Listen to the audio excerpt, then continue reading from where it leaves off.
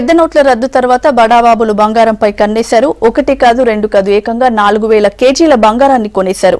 ఇదంతా 2 రోజుల్లోనే జరిగిపోయింది. దేశవ్యాప్తంగా ఉన్న 374 పెద్ద నగల షాపుల్లో ఈ అమ్మకాలు జరిగినట్లు గుర్తించారు. దీంతో బంగారం వ్యాపారులపై దృష్టి పెట్టారు కస్టమ్స్ అధికారులు.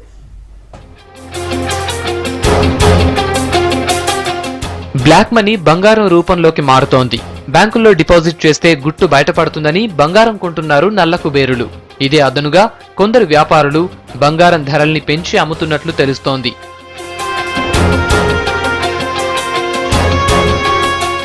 తెలంగాణ, ఏపీల్లో అక్రమ బంగారం బిస్కెట్ల వ్యాపారం వందల కోట్లలో సాగుతోంది.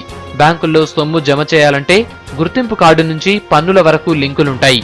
కొంత మొత్తం పోయినా బంగారం రూపంలో అయితే తమ దగ్గరే ఉంటుందని బహిరంగ మార్కెట్ కన్నా 25 నుంచి 30% ఎక్కువ ధరకు కొంటున్నారు.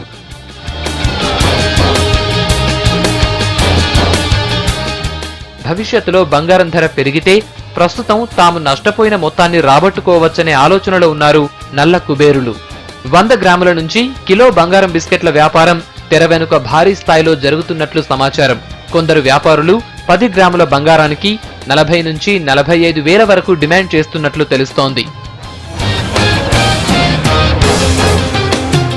అంతేకాదు ఇంకా చిన్న చితకా షాపుల్లోనూ వందల కిలోల బంగారు, వెండి ఆభరణాలు, ఇతర వస్తువులు అమ్ముడుపోయినట్లు అధికారులు అంచనా వేస్తున్నారు. వీటన్నింటిపై ఐటీ, కస్టమ్స్ అధికారులు నిఘా పెట్టారు. కొన్ని బంగారం షాపులకు నోటీసులు కూడా ఇచ్చారు.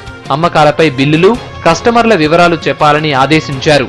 దీంతో కొంతమంది వ్యాపారులు షాపులు మూసివేస్తున్నారు.